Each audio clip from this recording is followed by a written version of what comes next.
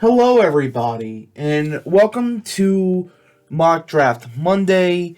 Today is April 17th, 2022, which means that we are about 2 weeks away from the NFL draft, and we only have a couple more Mock Draft Mondays left. I will also be bringing you guys some draft content as the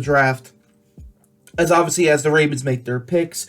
I hope to break down every pick that they make and then kind of just condense it all into one neat little video.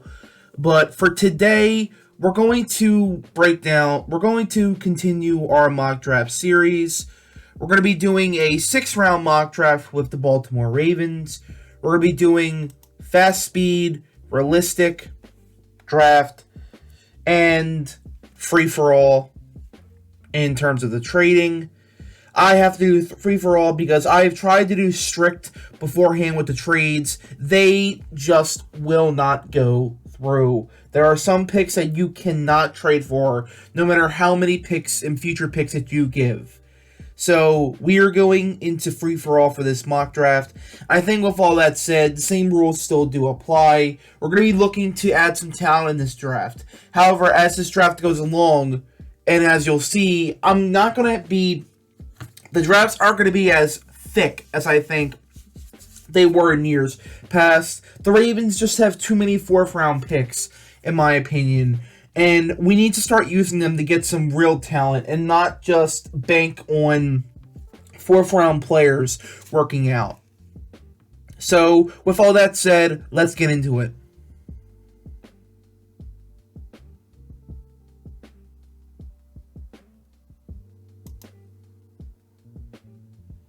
Alright, so I paused it right at the number 10 spot for the New York Jets.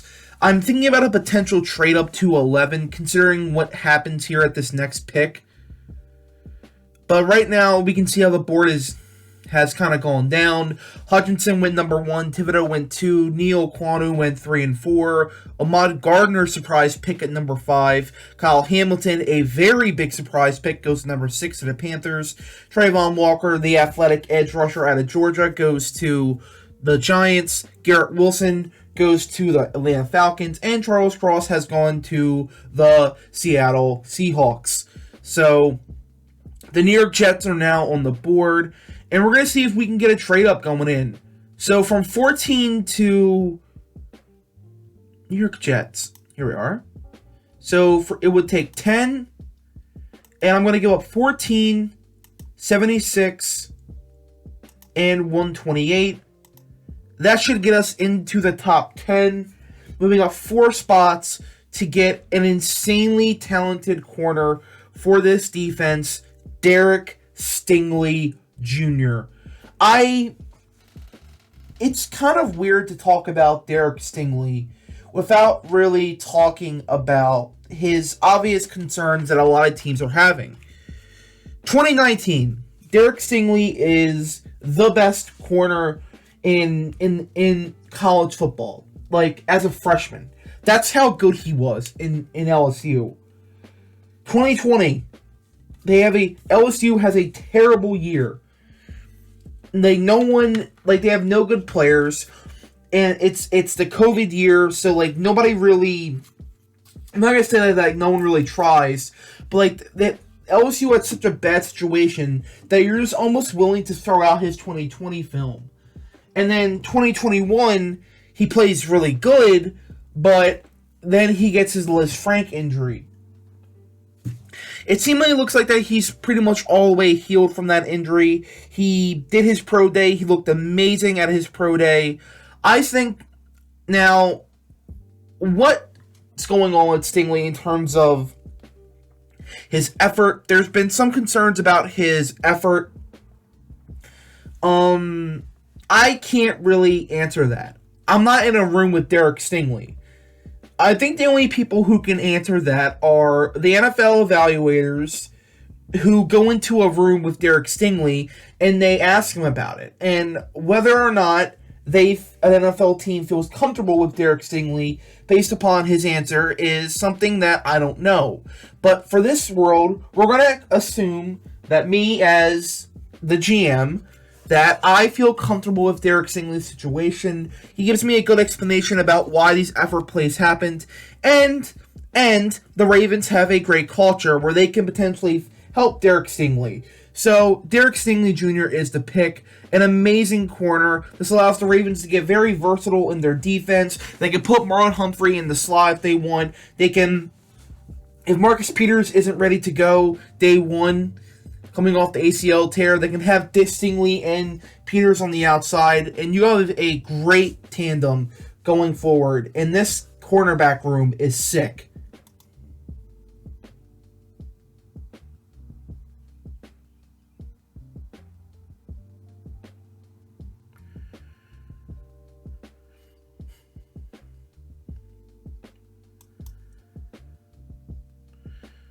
Alright, so we are stopped here at pick 33, which is the start of the second round.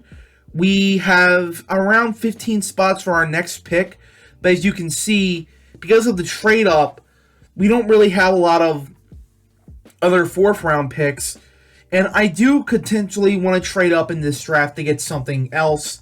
I want to maneuver around the board a little bit, potentially moving up to get a tackle. I think getting a tackle could be interesting. Maybe getting an interior piece could be fun.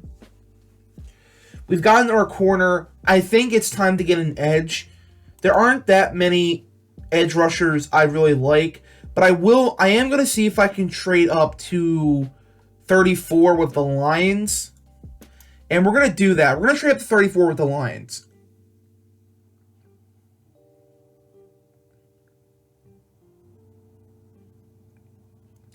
If I can find Detroit.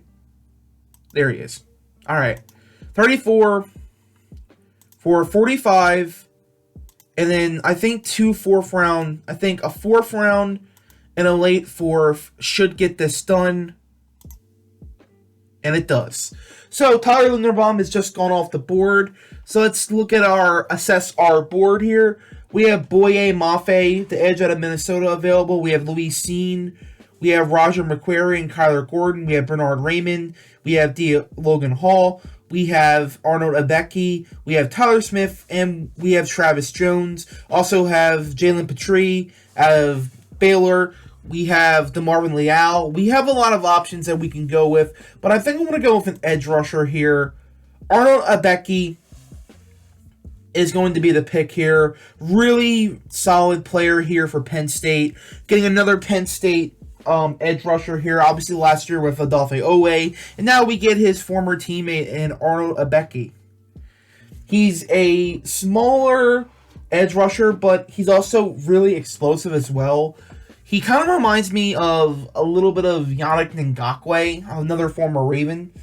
So I really like this pick, and I think he's going to be a great fit for the defense. And now we have to wait a long time.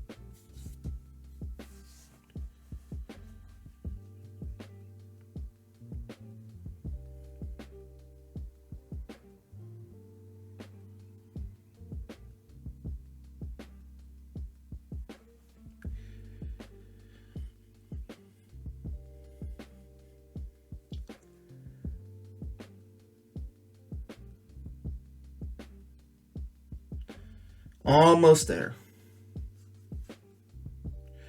Alright, we're here. Pick number 100. Pretty much all the tackles have gone. Pretty much all the interior pieces have gone. We only have 2 fourth-round picks in this scenario.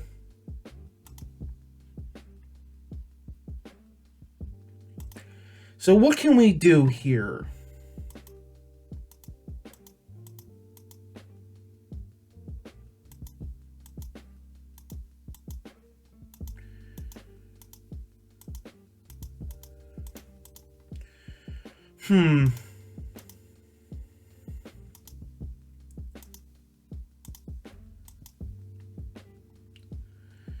I think defensive line is also still in need. But we're going to be going with another. I would like to go with another corner. I just can't, though. We haven't even addressed all of our needs yet. I'm going to go with an interior piece here in Cam Jurgens. Eric DaCosta has said that he really likes the interior class later in the 3rd and 4th round. I actually do believe him like that, and I think Cam Jurgens could be a guy that like they're talking about where like they can get value later.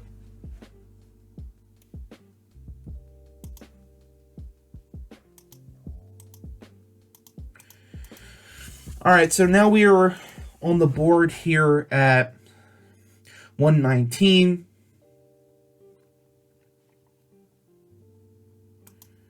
I kind of do want to get a defensive lineman, but it's a little bit too early for some of these guys.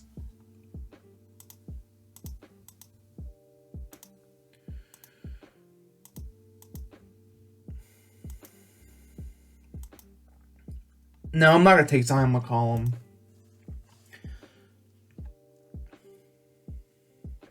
We're actually going to go with a pretty good player here in Kellen DeCeach. He's a pretty good offensive tackle out of the Arizona State. I think right now, where do we really go here? This is a little bit different than all the other mock drafts I've been doing. Only because I think it's kind of weird because we've gotten a lot of talent, yes, with Stingley and Abeki, but we've also kind of hurt ourselves a little bit because we don't have that many picks. But we're also getting a ton of talent.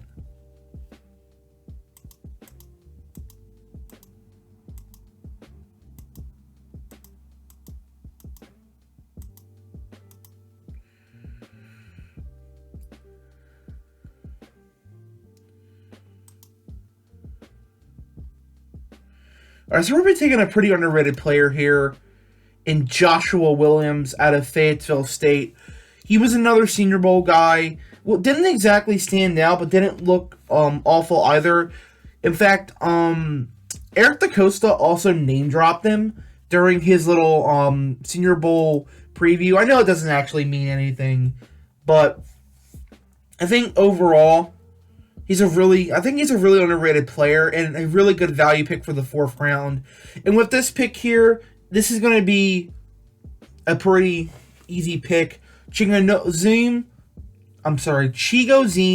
Okonkwo, the tight end out of Maryland. He has this kind of Jonnu Smith type build where he's not particularly tall, but he's just so fast and athletic that I really think that he can fit the Ravens offense as a kind of a second receiving option at tight end over a guy like Nick Boyle or Patrick Ricard might not.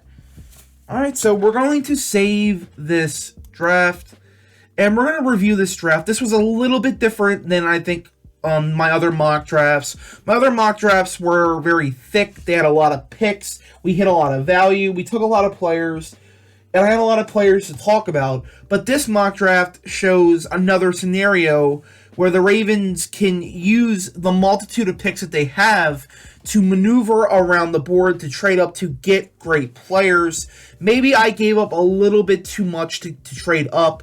But honestly, I don't think I did.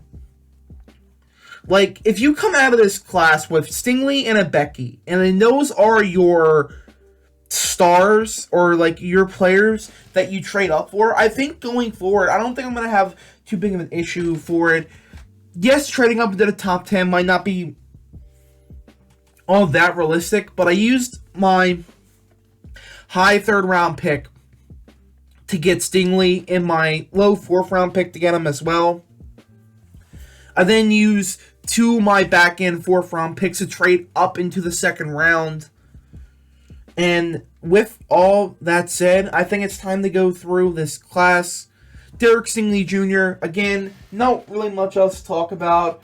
It's just about whether or not an NFL team feels comfortable with the injuries and the effort. I think the injuries are a little bit freak injuries. They're not exactly things that like you can really like say, well, it's going to happen again. List rank injuries happen kind of freakishly. Like, it's like they're not like doesn't really have that big of an injury concern. He had a freak injury. It happened. I think the issue is that why is Stingley Why did Stingley's play just fall off a cliff? I think I have some theories about it, mainly about how bad LSU kind of fell apart as a program after Joe Burrow left for the NFL after that 2019 magical season. I think that I feel bad for Stingley because on one case, I think he could have come out on the NFL as a freshman, come out of the and been put into a draft. I think he went insanely high as a 18-year-old. So I think it's pretty odd that he was so good as a freshman, and yet he did nothing, like not a lot else. And I think that's an interesting conversation to have. Obviously, I think I can't really answer it all that well, but I do think that it's overall a pretty odd situation, and I think it's a situation that is going to have to get answered. But I'm willing to take a bet on Stingley. You know, Ravens have a great culture of hard work, of discipline, of accountability, and they can kind of get the most out of Derek Stingley. I think Derek Stingley could be a really fun talent for the Ravens to add. And I think some of these hard work concerns could potentially get worked out for the Ravens if he went to an organization like the Ravens. Pick 34 here is Arnold Ebeke, another edge rusher, speed demon off the edge with Odafe Owe. I had to trade all the way up to 34 to get him. And it cost me 2 of my 4th round picks, unfortunately. But I got a really talented player. 2 really talented players at the top of my draft. And then it kind of just went along afterwards. In the 3rd round of pick 100, I'd selected Cam Jurgens, interior offensive lineman out of Nebraska. Again, Eric DaCosta has said that he likes the depth of this class. I agree. This interior class, they have a lot of good players in the 3rd and 4th round. I agree. Cam Jurgens fits that mold perfectly. I think he could be a really cool Ravens fit. Kellen DeSiche, offensive tackle out of Arizona State, pretty solid player as well. Picked him at 119 in the 4th round. Nothing really much else to say. He's solid. Joshua Williams, corner out of Fayetteville State. Just a really underrated corner in this year's draft. He's got size, he's got discipline. He's a really talented player. He's big, he's tall. He's pretty he kind of just tested out of the gym. And I think after that, and honestly, I just think after that it kind of gets weird after the 4th round, because then I think it gets to players that may or may not make rosters, and but we took a player in the 6th round who I think could be a solid contributor. Okwankwo definitely has that type of build. He's super fast. He's super athletic. I think I view him as a tight end 2 in this offense over a guy like, say, Nick Boyle, who's getting paid $70 million to block, or Patrick Ricard, who is a good fullback, yet he's not as polished as a pass catcher than you would really like. So, with all that said, ladies and gentlemen, let me give you one more look at the mock draft for you. There it is. Derek Stingley at 10, Arnold Ebeke at 34. Both, of course, were trade up. You can see it right there. It took a 3rd round pick and a 4th round pick to get up to pick 10, and it took 2 of my 4th round picks to get up to number 34. We took Cam Jurgens. Then in the 3rd round, took Kellen DeSiche. In the 4th round, took Joshua Williams in the 4th round, and we took Okwankwo in the 6th round. So with all that being said, ladies and gentlemen, this is going to be a little bit of a shorter video today. I wanted to get a scenario out for you guys. Not a lot of picks in this draft, not a lot to really talk about, just kind of going off what the board gave me. and it gave me some incredibly talented players in my first 2 picks, and I just built depth after that. So with that said, ladies and gentlemen, that is going to do it for this mock draft. I hope you guys enjoyed. Remember to like, subscribe. I have to thank you guys again. We broke over 100 views again on my last mock draft. We're doing better on my last mock draft than we did in my other previous one. 2 back-to-back 100 views in my mock drafts. Thank you guys so much for the views that you guys have been generously giving me. And it's mock draft season, ladies and gentlemen. So if you wanted to make your mock draft of your own, you can go to the NFL mock draft database. Obviously, with this, again, trades are free. You don't have to pay for trades. You can manipulate their mock draft machine pretty much as you want. It gives you a lot of options. And overall, that is going to do it for me. So with all that being said, thank you guys so much. Hope you guys have a wonderful day, and take care.